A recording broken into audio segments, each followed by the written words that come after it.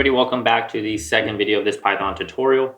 I'm going to be quickly going over what we covered in the last video and then quickly going over what we're going to cover today, and then we'll go ahead and get right into it. So last video we covered 3 different types of variables.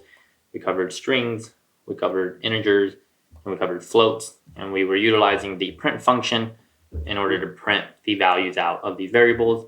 In addition to that, we were also printing out these variables with specific text that we wanted in order to make sense of the things we were writing. And if you haven't seen it already, I'll go ahead and put some link somewhere on this video and you can go ahead and check that out. But today we're going to be covering how to take an input from the user. For example, like name, and we set that equal to some value. In this case, we set it equal to Winston. But let's say we don't know what the value of name is. We want the user to essentially be asked a question. So something like, hey, what is your name? And then they would enter something like, oh, my name is Winston. So that means in this case, the value of Winston would be set equal to name, right? So we want something that's able to do that, like that.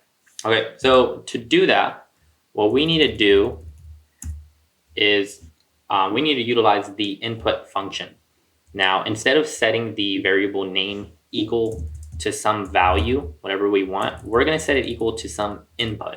So to do that, we just have to use the input function, just like that. And this signals to Python like, okay, I want the variable name to be equal to whatever the user inputs. Now, if we ran this program like this, it's just going to prompt the user with a blank screen, but we don't exactly want that. So what we want to do is we want to give the user a prompt to answer to. So in this case, I can say something like enter your name, just like that. So when we run this program, it's going to ask the user to enter their name, and whatever they enter is going to be set equal to name. So to test that out, we'll go ahead and print out you entered, how do you spell entered? There you go. You entered name. So if they enter, Winston, it'll say you entered Winston. If they entered Hunter, it'll say you entered Hunter. So let's go ahead and run this and test it out. And it's taking a minute to load. Okay, so just like how we programmed, we set it equal to some input. We gave the user a prompt. We asked them to enter their name. So we'll enter something like Schmidt. And then we're going to get printed out, you entered Schmidt, because that's exactly what we wanted printed. You entered, and then whatever they use as input. So let's try that one more time, and let's try a different name. So I'll run this, and we'll get enter your name. So I'll go ahead and enter my name for now, and then we'll get you entered Hunter. So we're able to take in input from the users. We can make this more practical. Let's say we need the user to enter in their email. We'll set that equal to some input, and we'll prompt the user to enter your email. And then we'll change this to your name is, and then we'll also print out your email is, and then whatever they entered for their email. Let's run this and let's see what we get. So we have to enter our name. So I'll enter mine, and then we have to enter our email.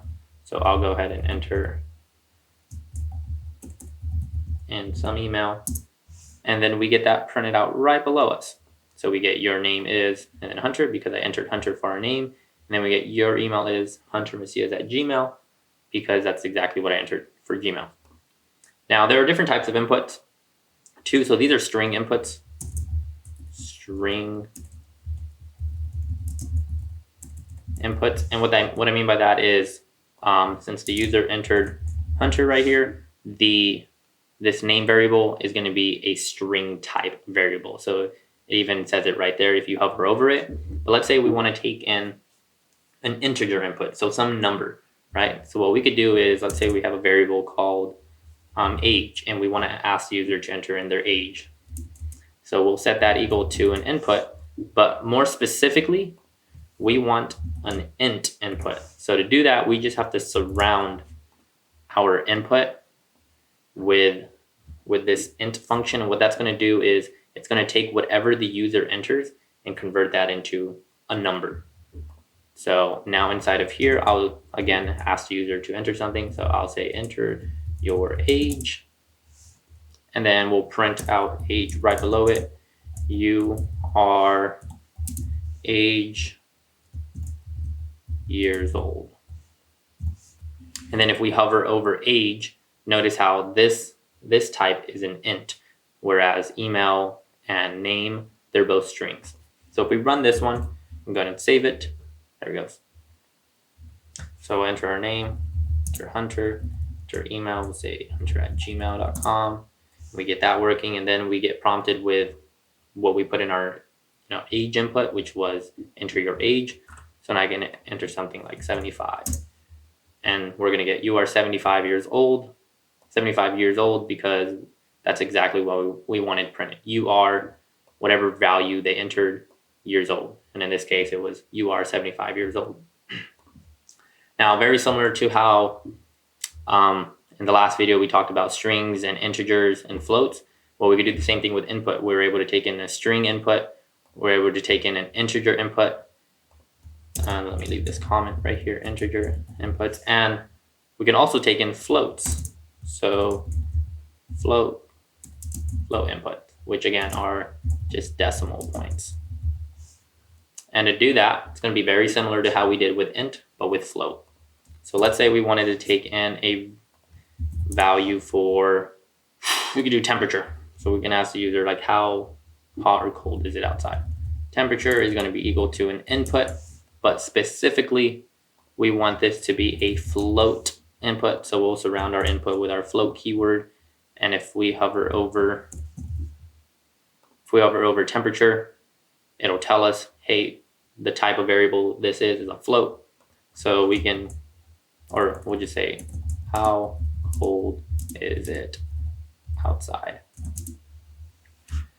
And then we'll print it out right below it. It is temperature degrees outside. So if we run this, we're gonna have to enter in all of this stuff above us. That's fine. We can go through that really quickly. So first thing we want to do is enter our name. We'll enter Hunter. Then we'll enter in some email, and we'll get that printed out right below us. We'll get an age. We'll try 32 this time.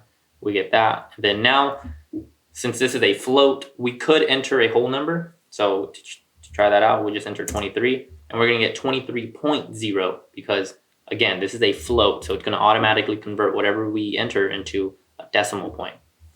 Now, we could be more specific and do something. Here, let me actually clear my screen. We could do, let's go through all this stuff again. Age, we'll say 61. How cold is it? We'll say it is 28.6 degrees out, and we'll get that. It is 28.6 degrees out. So that's how you take in different types of input. So you have string inputs, you have integer inputs, and you have float inputs. Every time I ran this, though, we kept having to enter all of this stuff over and over and over again.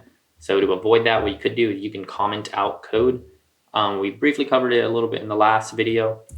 But what you could do is just highlight whatever code you want to comment out. And then if you're on a Windows, you would just click Control/. And if you're on a Mac, it would be Command/. And if you did that, it would look like this. And it would just automatically comment it out. So now if I run this, since all this code is commented out, none of it's going to get ran.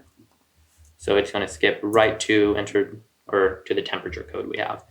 And we can say 52.45, and we'll get exactly that. But yeah, that's it for today's video. Just to recap again, we covered different types of input. We got string inputs, and to do that, all you need is to use the input function. Otherwise, if you want a specific type of input, you're going to have to typecast that input, and that's what this is. It's basically converting our input into an integer. And same thing with here, we're taking our input and putting it inside of our float function, and it's just converting whatever we enter into some float value. But yeah, that's it for today. Hope that